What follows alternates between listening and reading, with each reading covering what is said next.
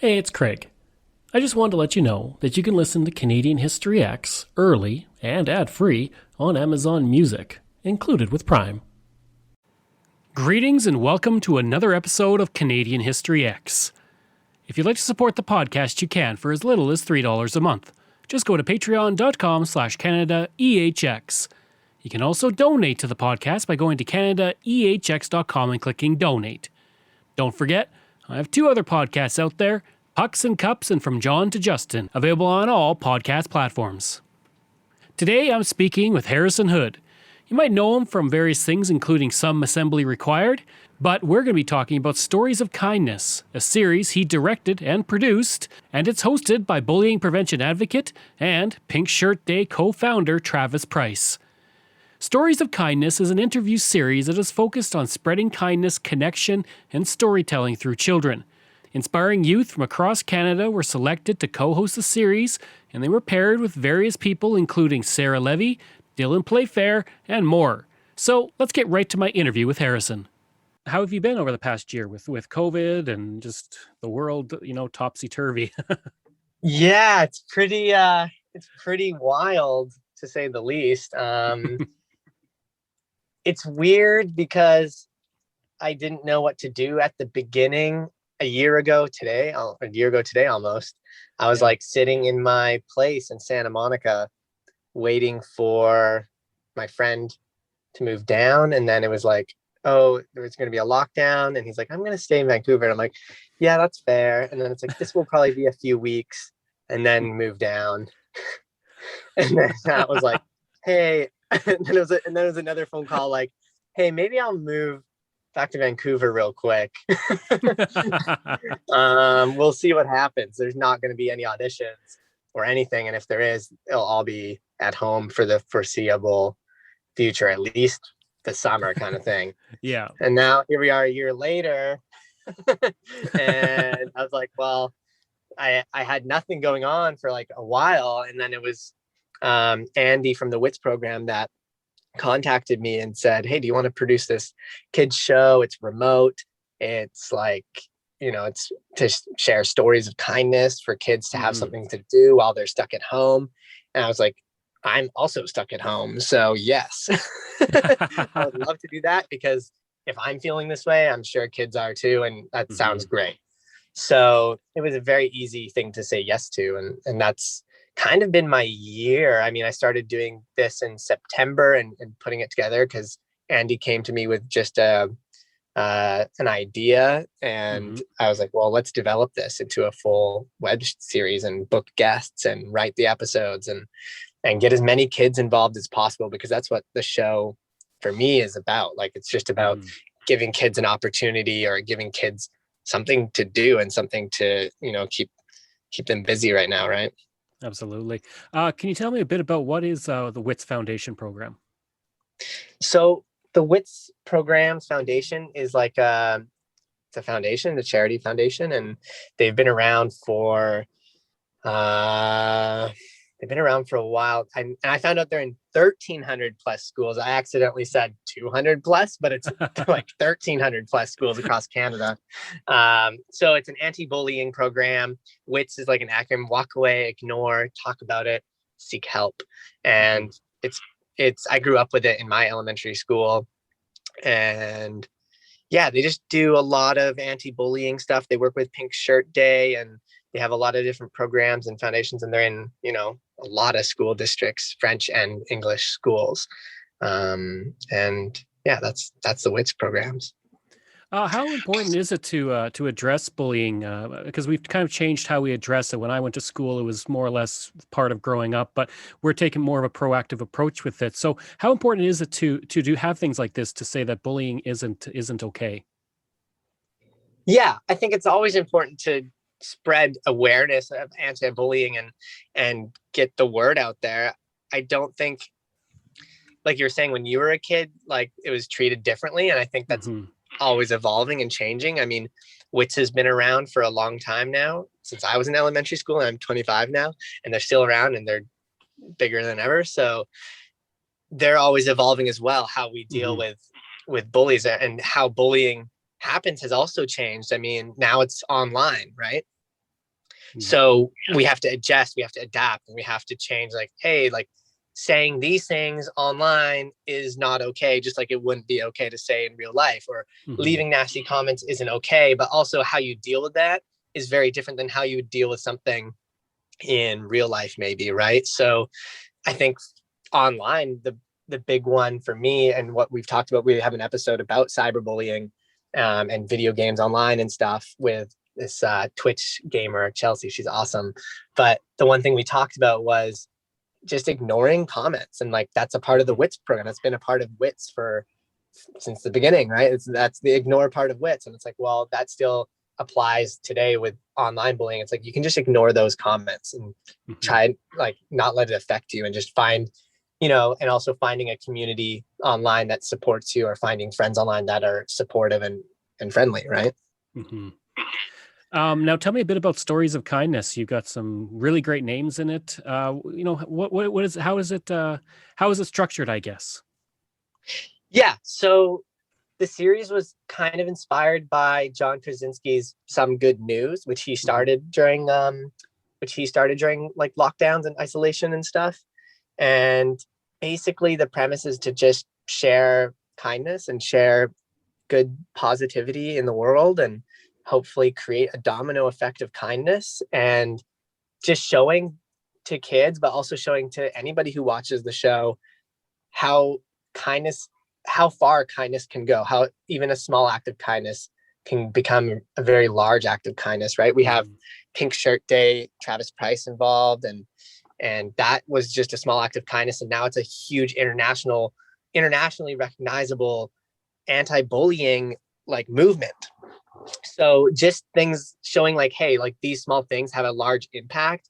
And also the big thing for the show for me was like, let's just give kids an opportunity to talk to somebody maybe they wouldn't ever talk to, or that they wouldn't be talking to right now. They're at home, they're not with their friends, or they can't see some of their family, and they're like, they need somebody to talk to. They want something to learn, or they want to be motivated or inspired.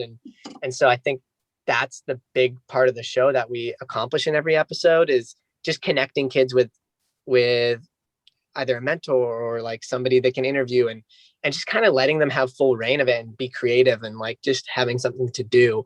So every episode we have a co-host, and we have video submissions that are all from kids, and then we pair the co-host up with a celebrity guest. So one of my favorite things to talk about is Scotia Browner and Manny Arsenault. We have this like 15-year-old dancer and a ex-CFL football player for the BC Lions. And it's just like the funniest thing. And I was like, I'm going to just pair them up and see what happens. And I tell Scotia, hey, you're going to interview Manny. He's like this football star. And Manny has no idea who's going to interview him. But then it became this amazing conversation where they're comparing dance to football, which maybe I should have seen coming, but it happened. And I was like, oh, this is perfect. Like just how they started talking about the training of a dancer and the training of a football player, and how, Manny's such an inspiring person, and just listening to him speak about how he could help people when he was given the opportunity to coach or to run a basketball camp is just incredible. And I'm sure Scotia could take that into her own life, and, be able to teach dance one day, or be motivated to dance and put in the same amount of training that a football player does, or whatever that is. Right. It's like, it was just such a cool thing, like conversation. I'm like, when would Scotia like ever talk to a football player, especially right now, like in lockdown? So I think that was really cool. And like, I'm sure they both learned something, right? You kind of touched on it, but how important is it to have something like this, especially during COVID? Not like, obviously bullying is very important. We have to deal with that, but during COVID and feeling that isolation and everything, having something like this. Yeah, I mean, that's why this show was created. We got funding from the Vancouver Foundation, so we're really appreciative of that. It was a COVID relief fund that they had for various like youth campaigns, I believe, and this was one of the ones that they picked. And yeah, I just think it's incredibly important to have this right now. I mean, even for myself, I was I was getting bored. Like I'm sitting at home and I'm like, there's only so many. I mean, I tried my best to like, I'm FaceTiming friends every day and like try cooking a new recipe or whatever it is. Like, so whatever it is, like those things really help though. But 6 months in, it's like having this show is awesome because, these kids they're getting bored, right? There's only so much you can do. So having a show like this where they can put in some creative energy and get something out of it, I think it was super, super awesome. And we're still going with it because it's like, well, now the episodes are releasing and they can talk about that and they can talk to their friends about it or show their family and friends and be like, look at this thing I did, even though I was stuck at home like all year last year, or whatever it is. And I think that's awesome. And I think that's really important right now more than ever to have. And also even going forward in the future, I think Stories of Kindness should continue and could continue as a show. I think COVID isn't the only reason that kindness like should exist or can exist, right? Like I think we can always afford to be nice to other people and share kindness, right? Absolutely. Now you have some pretty big name people like Sarah Levy, Dylan Playfair. Is everybody kind of very, very receptive to being on the show and working with the kids that you have on? Yeah.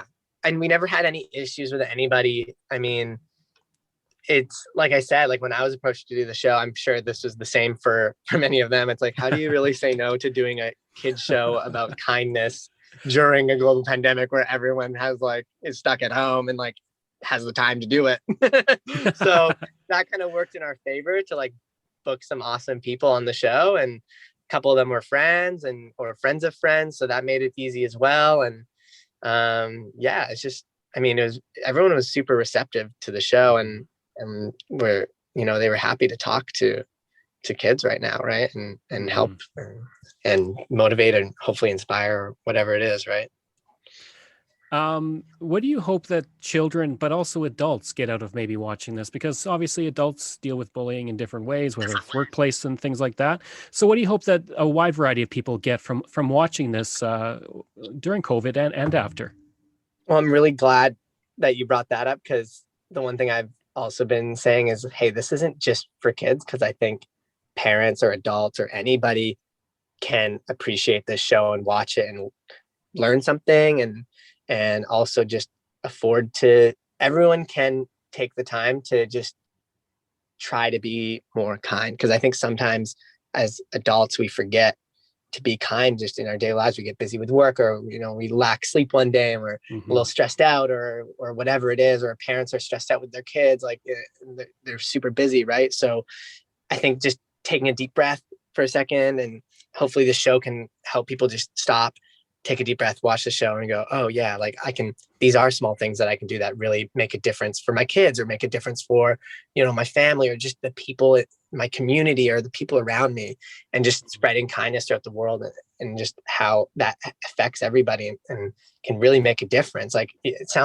just sounds so cheesy and dumb, but it really is true. It's like just being kind to one person, or it can really help and make a difference during your daily routine, right? So I do hope that parents or adults watch this, and I think they can take away the same thing that kids can take away from it. Honestly, I really believe that. And then if people want to find it, if they want to watch, where do they go, and how do they find it online? Yeah, we'll have episodes every Saturday at storiesofkindness.ca, and they're going to be posted on our Stories of Kindness YouTube channel, but also posted on our website for viewing. And it's all free to watch because kindness is free. If you enjoyed that interview, please leave a rating and review. If you like, you can reach me through email at craig@canadaehx.com. You can also visit my website, where you'll find hundreds of articles on Canada's history, as well as all my podcast episodes. Just go to canadaehx.com. And don't forget, you can support the podcast through Patreon. There are multiple tiers to choose from, all with great benefits. You can support the podcast for as little as $3 a month, just like all of these wonderful patrons have, and I apologize if I mispronounce any names. Deborah Carlson, Francis Helbling, Randy McCallum, Diane Wade, Lorianne Kirby, Gary Dolovich, Nick Zinri, Shannon Marshall, Clinton Martinez, Dimitri Shove, Aaron O'Hara Myers, Robert Dunseith, Todd Casey, Catherine Roy, Luke S., J.P. Bear, Jason Hall, Phil Maynard, and Iris Gray. If you want, You can find me on Facebook. Just go to facebook.com/CanadianHistoryX. You can find me on Twitter. My handle is Craig Baird, CraigBeard. And you can find me on Instagram. Just go to Bairdo37. Thanks. We'll see you again next time.